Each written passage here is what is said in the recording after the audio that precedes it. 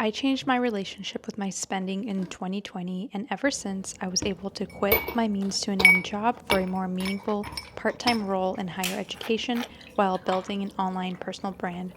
And I got on track to retire in my 40s. These are the 7 things that I refuse to spend my money on so I can retire early but still live a happy life, and how you can too. The truth is, whether you have a high income or not, you can have anything, but you can't have everything. This is something that I learned from one of my favorite voices in this space, Paula Pant. So your spending then becomes a matter of mindful trade-offs. The first things on my list are going to make the most immediate impact and probably feel harder, while the last thing on this list is going to make the biggest impact, but it's actually not going to feel hard at all. Number 1, expensive cars. The first thing I don't spend my money on are expensive cars.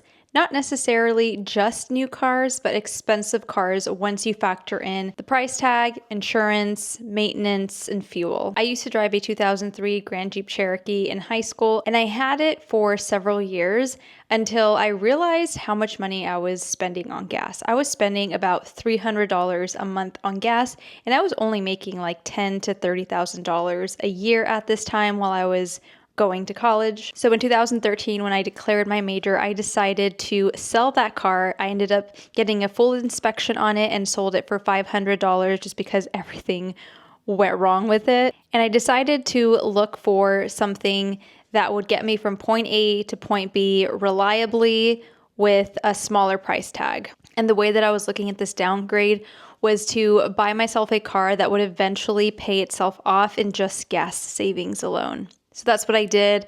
In 2013, I bought a Honda Civic Coupe in cash, and I still own it until this day. And just recently, my husband and I bought ourselves a 2022 RAV4 XLE. We ended up paying around $31,000 for it in cash, and this included the price tag, it included taxes, it included fees, and a warranty. We loved our old cars before. Both him and I drove used vehicles. He actually had a much older car than I did, but we both had two-door vehicles. And because we're growing a family, we did need a secure but bigger vehicle for our lifestyle needs. That includes having 2 dogs and our desire to go on more trips. We pay $129 a month on insuring both of our vehicles. We now just have my Honda and our RAV4. We have really great coverage on them, and we pay about $150 in fuel since both of us mainly work from home. He has a hybrid role and I have a fully remote role. And because we paid it in cash, we don't have a monthly payment. And look, I still very much care about aesthetics and reliability. The reason why we went with the car we went with was because I liked the way that it looked. I wasn't just optimizing for money. I was really finding this balance between aesthetics, reliability, lifestyle suitability, and our budget. But when it comes to the transportation category, I'm not willing to put this line item above my financial priorities. And by the way, if you would like to save money on your car insurance, feel free to check out the link in my description so you can get a quote in about 5 minutes. I'm personally in the mindset of not being loyal to any company. I will do business with any insurance company that is able to give me the best price for the best coverage. Overpaying on not only car insurance, but on transportation as a category in general is a great way to delay your timeline to your other financial goals. And in my case, that's early retirement. Number 2, solo living. This decision alone has saved me thousands of dollars every year. And personally, I find it more enjoyable to have somebody around. When I first moved out of my dad's house in 2018, I was spending about $1,100 every month to live in somebody's additional dwelling unit. Then I moved into a partially subsidized home where I now pay about $1,300 a month. And it was in this unit that I decided to get a roommate. So I rented out my primary bedroom and I included utilities and even some toiletries just to keep things really simple. And before I got married, I always chose to have a roommate. I've had 2 roommates in this specific unit, and I always made sure to charge under market. That way I had more people to pick from just because more people would probably be interested. I was able to kind of, have the luxury of having some options. Fast forward to today, I am now married, so I still don't have to live by myself and I don't have to take on that housing expense all by myself. My husband and I split the rent. He pays a little bit more just because he has the second bedroom. And we decided to keep it this way because we want to live way below our means. If you're considering looking for a roommate, you can try first reaching out to your circle and the people that you know and the communities that you're a part of. If you don't have any leads there, you can always go to roomies.com. That's what I used. You're able to request a criminal background check on them. And it might be a good idea to ask for pay stubs just to make sure that they are able to pay rent. And what I would do is have a meeting with whoever's interested and ideally bring somebody else as well, just to, pick up on some things that you might not be picking up on. When I found my second roommate on roomies.com, my first roommate was there helping me make the decision of who to bring in next. So to calculate your potential savings, take the amount that you're going to charge for rent and multiply that by 12 so you get a sense of how much you're going to be saving on an annual basis. For example, if you are charging somebody $700 to rent a room out, that's going to be $8,400 in savings for a year. Number 3, convenient groceries. Before early retirement was my priority, I would go to any grocery store and just fill up my cart with really anything that caught my eye, really without a plan. And a lot of the items would be packaged things like pre-cut fruit, pre-made meals, and individually wrapped snacks. And I was spending about $500 a month on groceries. I didn't realize this until, of course, I went to go check how much I was spending. And groceries for me, I didn't really ever think about cutting back on groceries just because I really justified this category in my mind. One, I was used to the way my parents shopped growing up when I was younger. They would always just fill up the cart. And number 2, it's a need. So I didn't really think to myself that this is something I needed to be more mindful of until, of course, I saw how much I was spending a month. And it wasn't just that I was spending $500 a month. It was that I had a different priority. I wanted to retire early, and I decided to do this on my biggest expenses, and groceries were one of them. So if this is something that you want to do as well, what I recommend doing is not to shop at the same location for all of your pantry. Instead, consider shopping bargain for your produce and then bulk for your protein and staples. You can consider some bargain shops like Aldi's, Trader Joe's, or grocery outlet. And for bulk, you can consider things like Costco or Sam's Club. Also consider having a 90% plus ingredient household, meaning you're purchasing like whole foods and not packaged foods for the majority of your hauls. This does mean that you have to do some meal planning potentially, but you're definitely going to have to be cooking. I'm lucky that my husband likes to cook. He cooks most of our dinners, so that has been very convenient. The other thing that you want to do is space your big hauls out as far as possible. So really don't go for your hauls until you absolutely need to. Something to kind of note if you want to stick to an ingredient only household or kind of do 90% plus ingredient household, you want to stick to the perimeters of the grocery stores. I don't know if you've noticed this, but all the healthier foods are going to be on the perimeter. So you're going to see all your proteins and all of your produce and things like that on the outskirts. And then in the middle is kind of where you're going to get all the packaged foods. So in principle, if you can try to stay away from the middle, you're going to see a lot of savings. Doing all of this has brought me down to about $200 to $300 a month over the past 5 years for just my part of the groceries. The other thing that really helps us keep spending under control as well is setting a budget and then tracking to see how we're doing. We use Monarch Money to track all of our expenses, and if you want a free trial to that, check out the link in my description. Number 4, full price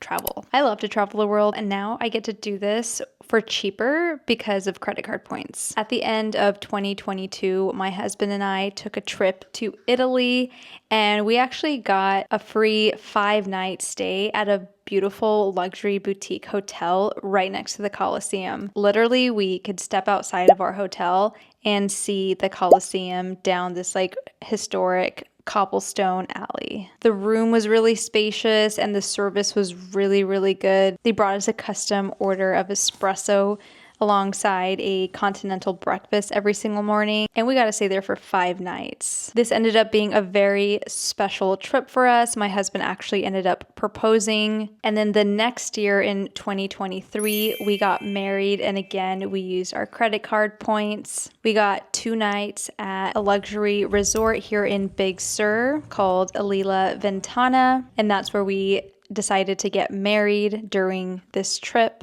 That was paid for by our credit cards. We did have to pay $2,000 for the venue where we decided to exchange our vows.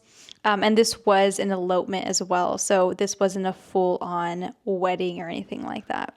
But our 2-night redemption was worth like $6,000 to $7,000. And it was just honestly the best time. They have this really cool Japanese bathhouse that you can sit in and look up and look at this night sky. They have an infinity hot tub, and they have an amazing restaurant as well. And later on in 2023, when we decided to go on a honeymoon, we went to Oahu in Hawaii. My husband has roots there. We actually paid his great-great-grandfather a visit. He's buried there at one of the cemeteries. So it was just a very meaningful trip. And we got 2 nights at the Lalo as well as 2 nights at the Royal Hawaiian. And this was all thanks to credit card points. With these 3 trips alone, we definitely saved around $10,000. If you want to start travel hacking yourself, I recommend starting with the Chase Sapphire Preferred. Right now, you can get a 100,000 point redemption. It doesn't happen often, so I would definitely jump on it because they only have this special occasionally, and when they do, it's definitely the best way to get started. What's cool about the Chase Sapphire card in particular is all the points that you have, you can transfer over to either the Marriott Bonvoy or World of Hyatt. And sometimes your points can go further in those portals. So always check to see how you can get the most bang for your points. You will have to spend $5,000 within the first 3 months. Great way to do this if you don't have high expenses is to use your credit card on your rent, since you're going to be paying your rent anyways. That's what we ended up doing to meet this qualification. Number 5, taxes. The 5th thing that I don't spend my money on is unnecessary taxes. And no, I'm not referring to tax evasion, I'm referring to tax avoidance. There's a difference. Tax avoidance is legal. Starting in 2021, I started maxing out my 401k. And by doing this, I saw a huge reduction to my tax liability to the tune of thousands of dollars. I've been saving anywhere from $1,000 to $3,000 a year by doing this. And I'm not sure how much longer I'm going to keep maxing out my 401k just because I already have about $200,000 in that account, and I do want the flexibility for early retirement scenarios. But in any case, I still plan to practice tax avoidance in other areas. For example, I am also self-employed and I have self-employed income. So some accounts that I take advantage of are my SEP IRA, and I also take advantage of other business-related deductions. Something in particular that I've been doing is investing a lot in upskilling. So I join different programs, currently in a master's degree, for example. So all of this counts towards professional development. And I do see that as an investment in myself and in my business. And if you're not taking advantage of your 401k, I would definitely think twice about that. If you're a single filer making $70,000, for example, and if you max out your account this year by contributing $23,500 to your 401k, you will see a tax liability reduction of about $3,400. And you can take that $3,400 and put that towards your next priority. I personally choose to reinvest it. Definitely consult with a CPA or your tax professional to figure out what's right for you. Number 6, new furniture. New furniture for an entire apartment or home can cost thousands of dollars. So I stick to used furniture for now. By doing this, I've gotten some really great pieces. I have this amazing entry table from West Elm that retails for about $700 or $800, and I bought it for $10 at a thrift store. I also bought this vintage couch right behind me for $40 off of Facebook Marketplace. And every couch that I've ever owned as an adult has also been used. The one that I have right now, I bought for $220. It's Pierre Doe, and these can go for like thousands of dollars just because the company doesn't exist anymore. And I actually found these couches at a nearby town. So it wasn't the town that I live in. It's like a lot more affluent of a town. You probably have heard of it, Carmel by the Sea. The median income and like house price is much higher there. So it's really cool to have access to the things that rich people don't want anymore. On occasion, I will get brand new things for the business. Like this table here, I bought brand new. I ended up getting it on Amazon. And I do this because one, it's a little more urgent, and two, it's also a tax deduction. So I still sort of get a discount on it. But if something's not urgent, or you have the patience for it, or you have the flexibility on like color or like model, then shopping secondhand can actually be a great alternative to not only save money, but also have some fun with it. Like it kind of feels like a treasure hunt. I like to do this with big ticket items, so all the couches, dining tables, and kind of things like that, dressers, and even the frame for my bed I got secondhand. If you want to do this, I recommend identifying some high quality thrift stores that you know has really good items. And what I would do is frequent it regularly. It's not going to be enough to just pop in there when you need something or when you want something. You're actually going to want to make a routine out of it. It's just going to increase the likelihood of you coming across something that you really like. And if you want to do this in the online world, it's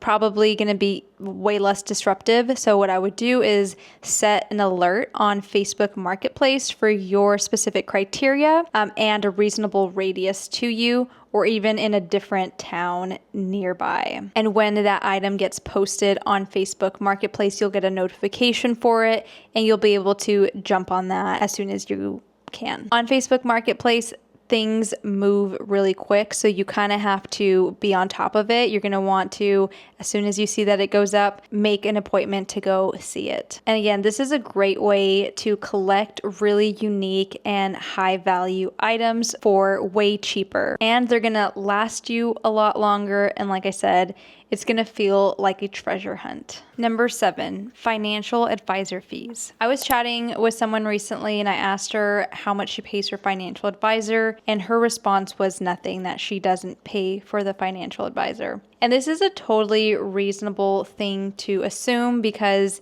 the way that financial advisors make money isn't really straightforward. It's usually a fee that they take, which is called a assets under management fee. They usually will charge about 1%. That 1% fee can result in about hundreds of thousands of dollars in your working career. This is going to be the biggest way that you can actually save money in the long term. So what I do instead is I buy low cost index funds. My expense ratio is less than 1%. I pay about 0.04%. So let me put into perspective what the difference is between a 1% fee and a 0.04% fee. Let's actually be a little more conservative and compare 1% to 0.1% fee. So let's take two people who are investing in identical assets, and the only difference is the fee that they're paying. Let's say they are both invested in something like the S&P 500 and contributing $10,000 a year for 30 years. The person paying their financial advisor a 1% fee is going to end up with about $1.3 million by the end of the 30 years. Whereas the person who is paying 0.1% fees are going to end up with about $1.6 million. That's a difference of about $250,000. After 5 years of mindful spending, the thing that I have found to be the most surprising is not only have I gotten closer to my financial independence goal, but I've actually come to enjoy my purchases and my life a lot more. And what I realize is that this is actually very similar to a phenomenon that happens in the health sense. So I don't know if you know this, but if you reduce the amount of processed foods that you intake, your senses will become enhanced, and not just your taste.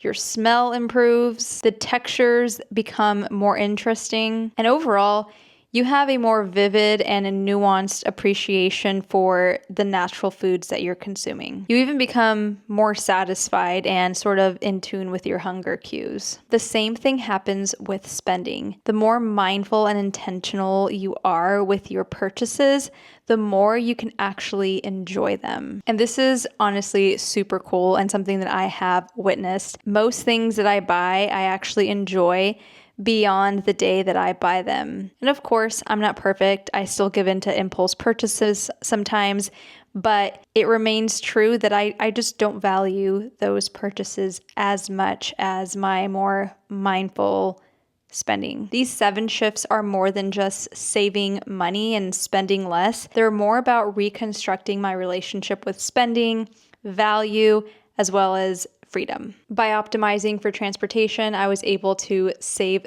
thousands of dollars without sacrificing on safety and reliability. By challenging conventional wisdom around housing, I've been able to experience both financial progress and community. Through mindful grocery shopping, I found a way to eat healthier while spending less. By optimizing travel expenses, I realized that I can have luxury experiences without the luxury price tag. Through tax avoidance, I realized the importance of understanding systems. And by reimagining my furniture acquisition process, I've found that patience really leads to high satisfaction, as well as higher quality and unique pieces. And by managing my own investments, I've gained financial knowledge and substantial savings. My invitation here is not to copy my specific choices. Instead, I would love for you to question the defaults in your life and ask yourself, which spending patterns are you just accepting without question? Where my intentional shifts for you create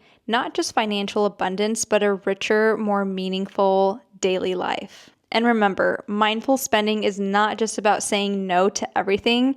It's about saying a better yes to the things that matter most to you. For me, that is time freedom and meaningful work. What about you? What matters the most to you, and what are you willing to make shifts in? Let me know in the comments. I would love to get to know you. I'm on a mission to guide 1 million women towards their next financial independence goal. So if you are FI curious, or if you just want to watch me reach my next financial independence goal, I invite you to subscribe to this channel and like this video so my next video gets shown to you. In this channel, I plan to share my own updates to financial independence. I plan to share stories of other women pursuing financial independence on different incomes, and I plan to share more financial independence education. So if you want to learn more, make sure to stick around and check out the description for my best resources for you. And follow me on Instagram if you would like to get to know me a little bit more. And if you're curious to know about my exact path to $100,000 invested without a 6-figure salary, you're going to really like this video on the screen. I'll see you next week.